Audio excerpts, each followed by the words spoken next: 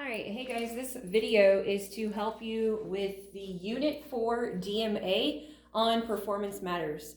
So my advice is to have this video up on one tab and then open another tab with Performance Matters. Remember to do that, you go up to your GCCS bookmarks, click on it, and then choose Performance Matters. You should see the 7th grade Math Unit 4 as an option.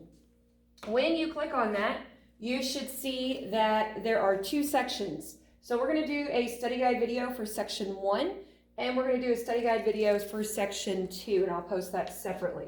So go ahead and open section 1, and it'll look like this. Remember, you hit next, and then you'll see that first question. So if you have that open in another tab, then again, you can have this video open in a separate tab. And watch me do question number 1 on the study guide, from section 1, question number 1.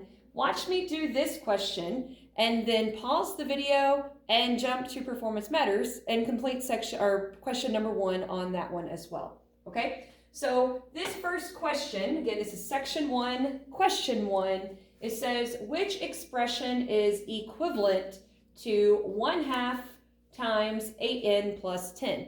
So this question is really similar to a question that we did on the DMR. Remember, when you see something like this, you are going to be distributing. Do not forget to distribute to both of the terms inside the parentheses. So we're going to do 1/2 times 8n, and we're going to do 1/2 times 10. So 1/2 of 8n is 4n. 1/2 of 10 is 5. I see this plus sign here, so I'm going to bring that down. So I have 4n plus 5. So there is my answer choice right there, D. Now again, pause this video and go to question number 1 on the DMA, work it out, choose your answer, and then we're ready for question 2. So here's question 2 on the study guide.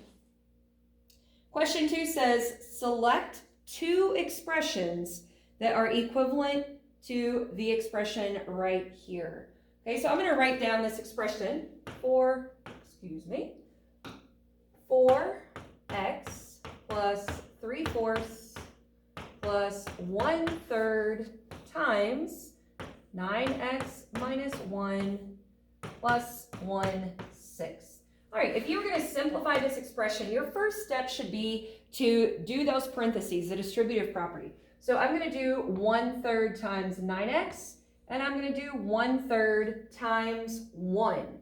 Well, I know that 1/3 times 9x, that would be 9 over 3, would be 3x. And I know that 1/3 times 1 is itself. Anything times 1 is itself, right? So 1/3, and in between there goes a minus sign. Now everything else I'm just going to copy down. We have our 4x, we have our plus 3/4 plus 3x minus 1/3 plus 1/6. So again, first step is to distribute. Now, that step is not one of our options over here, so I'm going to continue.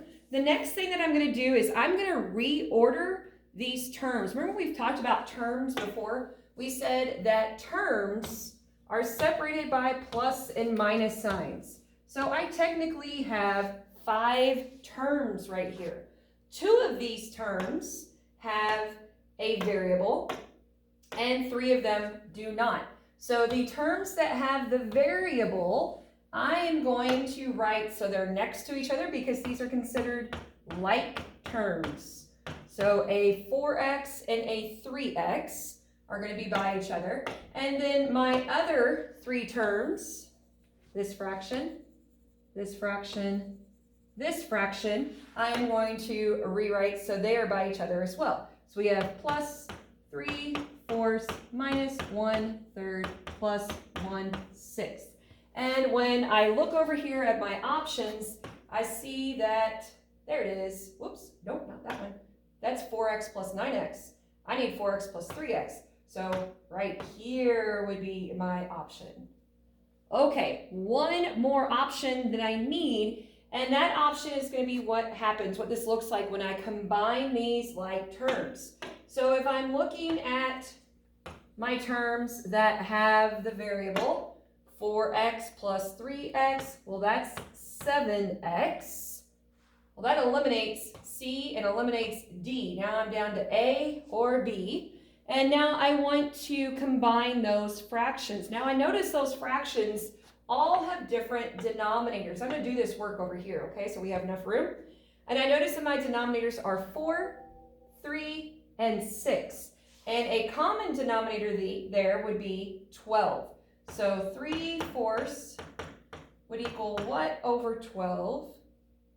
1/3 would equal what over 12? And 1/6 would equal what over 12? You need to figure out those numerators. 4 times 3 is 12, so 3 times 3 is 9. 3 times 4 is 12, so 1 times 4 is 4. And 6 times 2 is 12, so 1 times 2 is 2. All right, so we have 9/12 minus 4/12. Well, that equals 5/12. And then if I have my 5/12 plus 2/12, I get 7/12. And that is an option up here, 7/12 is right here. So those are the two expressions that are equivalent to that starting expression. So now pause this video and go to Performance Matters and do question 2. Now we're going to look at question 3. So you can kind of see the formatting of question 3. So what we're going to be doing is we're going to be taking these tiles and moving these tiles down in here to find 1, 2, 3, 4 pairs. 4 pairs, okay? Let's look at the study guide for this question. Here it is. It says, match each expression to a factored equivalent expression. Not all expressions will have matches. That's important. Not all expressions will have matches. We are only looking for 4 pair. That would be 8 total, and I have 10 choices. Now we have done a lot of distributing. So what I'm going to do is I'm going to look at these expressions that have parentheses, and I'm going to distribute and find a matching expression. So for instance, in this one right here, 8 times 2m is 16m minus 8 times 6 is 48. So I'm going to look. Do I have a 16m minus 48? Yep, I do. It's right here. So these two expressions match each other. I'm going to write it down here.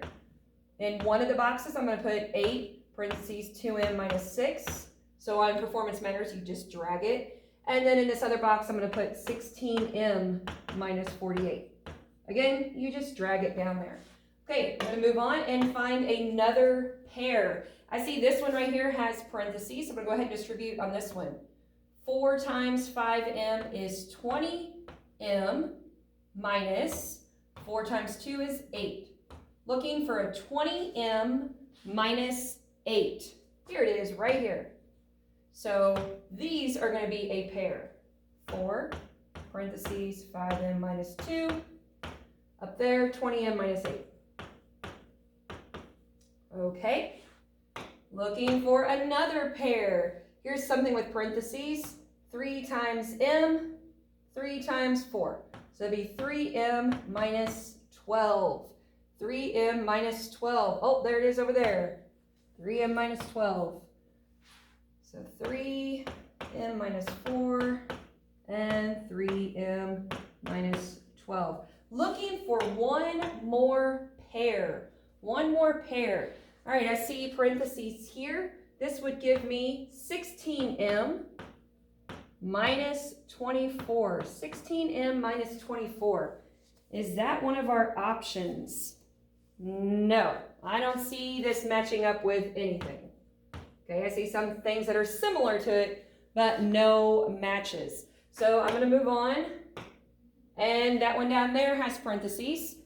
6 times m minus 6 times 3. So 6m minus 18, is that an option? Yes, here it is right here, 6m minus 18. So this is my other pair, 6m minus 3 and 6m minus 18.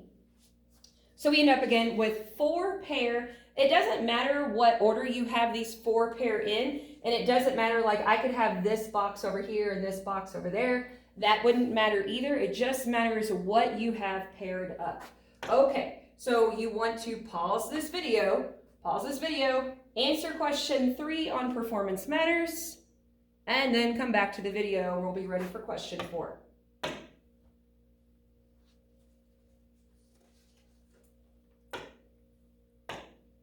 All right, we are ready for question number 4 in section 1.